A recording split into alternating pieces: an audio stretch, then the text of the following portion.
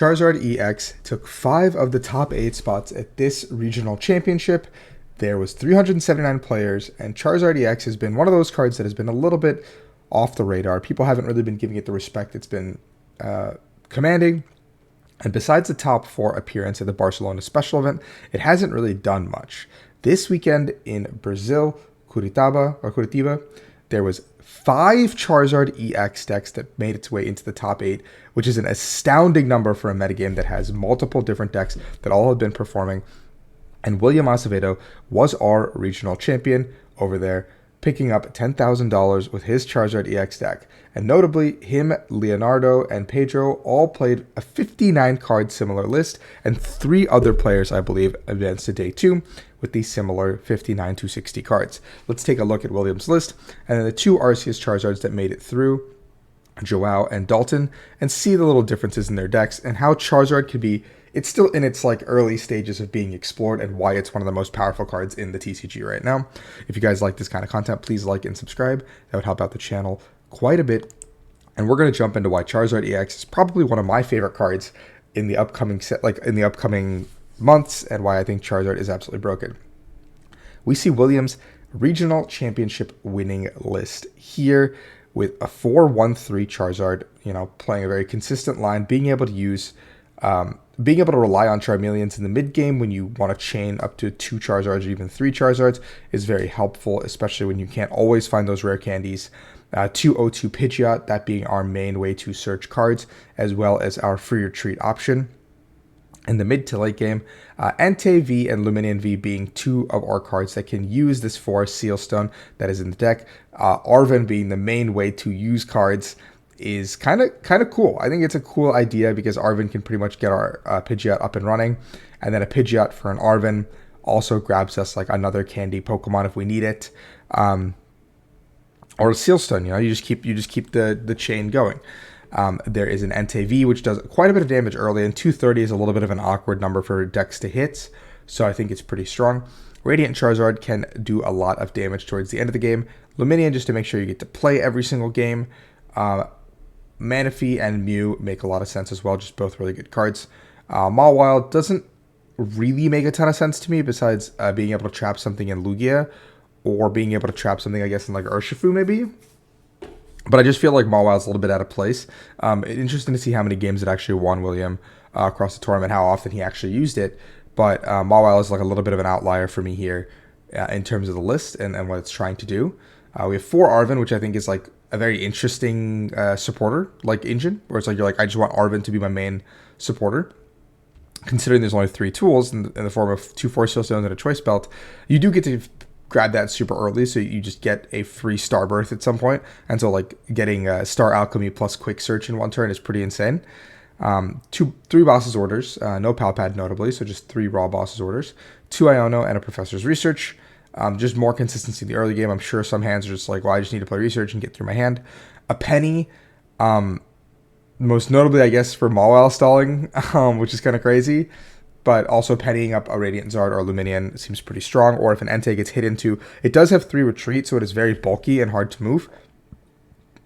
So being able to just pick it up with Penny seems quite good. 4 VIP Pass, 4 Ultra Ball, 4 Candy, and 2 Nest Ball seems pretty standard across the board. I could see 1 less Ultra Ball if need be, but also consistency is king.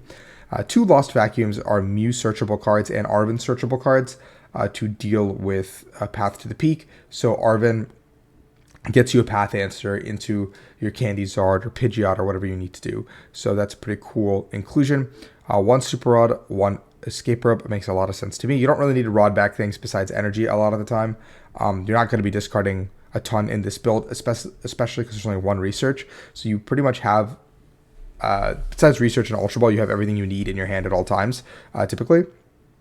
So basically just how many energies did you have to burn in your early game to play your game. 1 Escape Rope is cool as well because Entei is 1 beefy boy, as well as Radiant Zard being a 3 retreater means early game getting those 2 stuck in the active feels really bad, but if you can move those, that's kind of cool. 2 Lost City is a very interesting inclusion. I didn't really think Lost City would be the stadium of choice. I'm interested to see what William and his gang were trying to Lost Zone, what was their thought process behind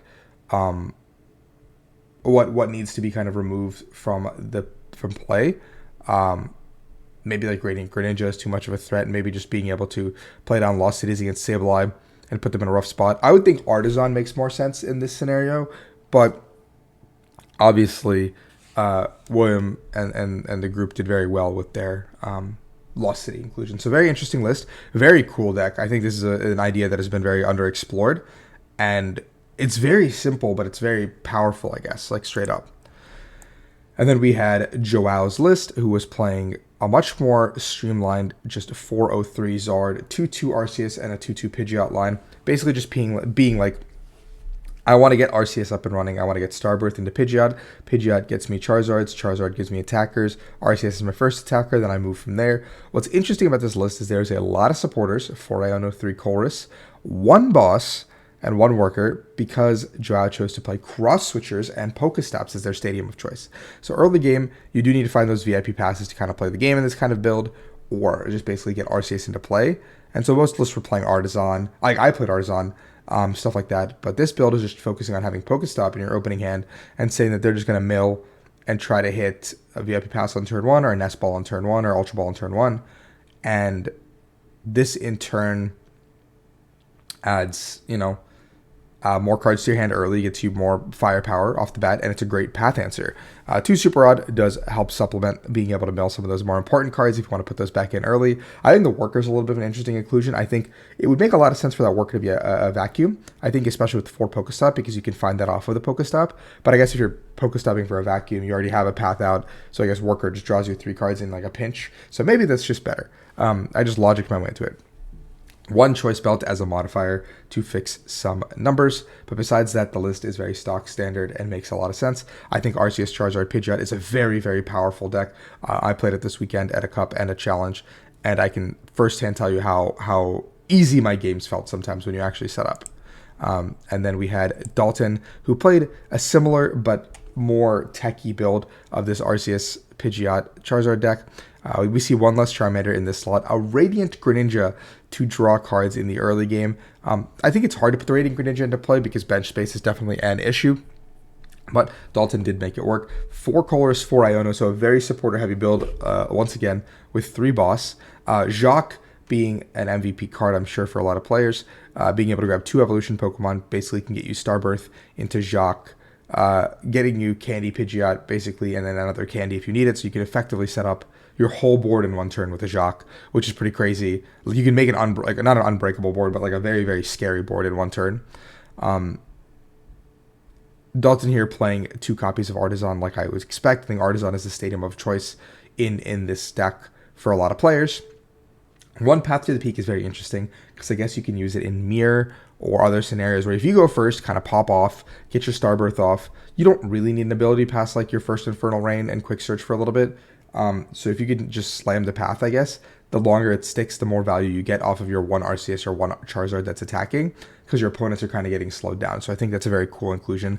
1 Jet Energy and 1 Double Turbo makes a lot of sense as well, because sometimes you're going to have to rely on Starbirth for Double Turbo because you can't always get a turn 2 Charizard. And Jet Energy is good just because you can jet your Mew, or just jet between Zards and not having to retreat or burn energies for no reason. So a very cool Charizard-dominated event. I think Giratina Lost Box is favored into Charizard, and we did see the Giratina wade its way through the Charizards and make its way to the finals, ultimately falling in the finals. But like, this is a crazy result that 5 Charizards made top 8. Congratulations to all the players that top 8'd. It's an incredible accomplishment. That being said, thank you guys for watching. Maybe Zard does something in Peoria and Sacramento moving forward. I think those are the next regionals. So let me know in the comments below what you think is going to happen at the upcoming regionals. And do you think Zard is real? Do you think it's fake? Do you think it's just a one-off tournament? Let me know in the comments, and I'll see you guys next time.